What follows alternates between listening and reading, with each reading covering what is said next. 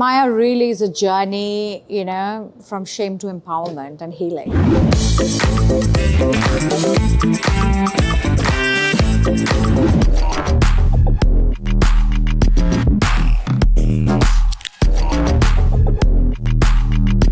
It's an absolute honor to bring such a subversive piece of work that is Maya, the Birth of Superhero at Cannes. We feel that if there was any place in the world for a film festival for this to be, it had to be Cannes.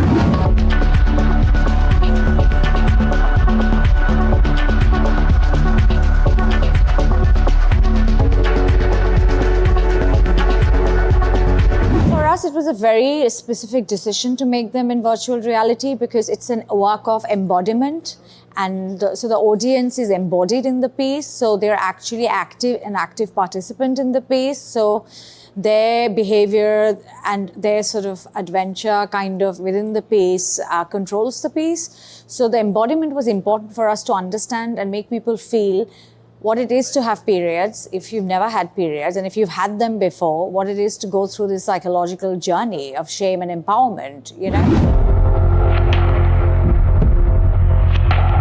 Maya, the Birth of a Superhero is about a South Asian girl's awakening of her sexuality with the initiation of a first period, and how she sort of decolonizes the superhero sort of genre and character and battles taboos and misogyny in a Western society. Maya is amazing because it kind of plays into the sort of the inner sort of erotica, the desires, and the amazing sort of magic of menstruation and the power of periods that is somehow has always been, seen as something that is subjugated and repressed and suppressed and oppressed in our societies, not just in South Asia, in the global South, but also in the West. A desire to kind of create, impact and conversation about how the issue around menstruation or is stigma and taboo in almost every society, and we use a superhero from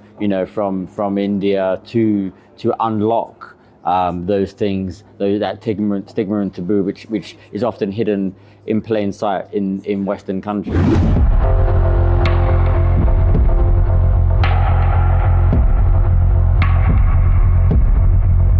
Normalization of violence against marginalized women. By marginalized, I mean like those whose voices are deliberately silenced. I have to make it very clear that nobody is actually marginalized, But people deliberately silence women. They deliberately silence oppressed voices, I think that's evident everywhere in every culture and every country when you start to dig beneath the surface. I think partly that's the point of the piece. The point of the piece is that, Western cultures and Western countries tend to think themselves as kind of having like elevated and a kind of higher morality, and relationships are more equal, and there is no such thing as stigma and shame.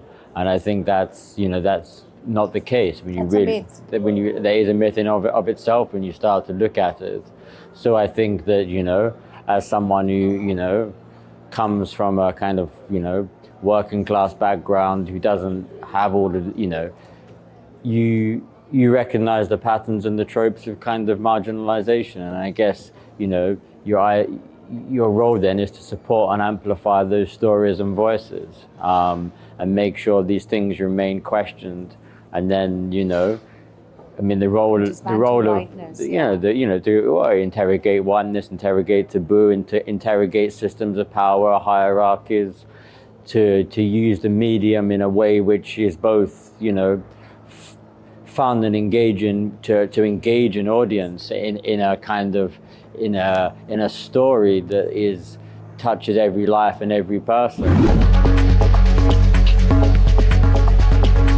My journey is very special and unique to my own sort of life because, I grew up in Kolkata, where my mother and grandmother, they were both very young child brides, and then they became very young widows, and they continued to live a life of restrictions, oppressions. Education wasn't allowed to them, and my mother asked me to leave home very early so I would have access to the dreams and choices that were not allowed to generations of women in my family, So for me, obviously, all of my work is driven by my own personal lived experience and my own positionality in sort of driving these narratives forward, about sort of women's adventures, their journeys, their desires, and also their hardships, It comes from a very deeply personal space, and the desire to sort of disrupt and take up spaces, where brown women are not supposed to be, also comes from a very personal space. And I'm determined to sort of make work that help other women,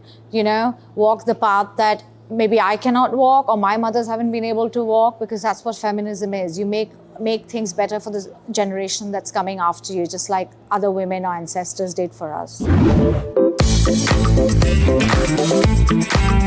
Yeah, I mean, the bigger project, Blood Speaks, I mean, I started working on it in 2013, and then in 2018, we took the work back to Nepal in Kathmandu Mountain International Film Festival, and it was beautiful. There was so much sort of engagement with grassroots activists. The women some of them were in the mobilizers, and women in the work came to see the films and the VR films and a little bit of exhibition.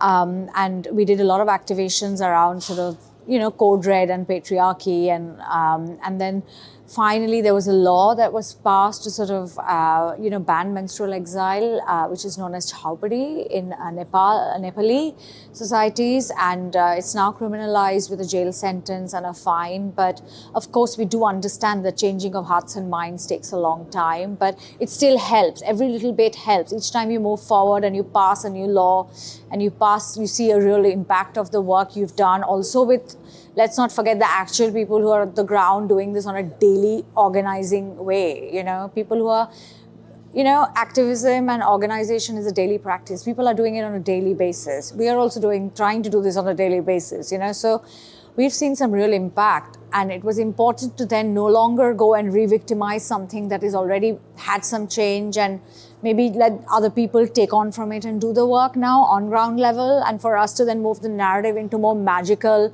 more sort of empowering ways, so that, the next generation, that will see this, will kind of start from learning from a place of, healing, empowerment and action, rather than shame. So yeah, it's a long journey. That's all I can say.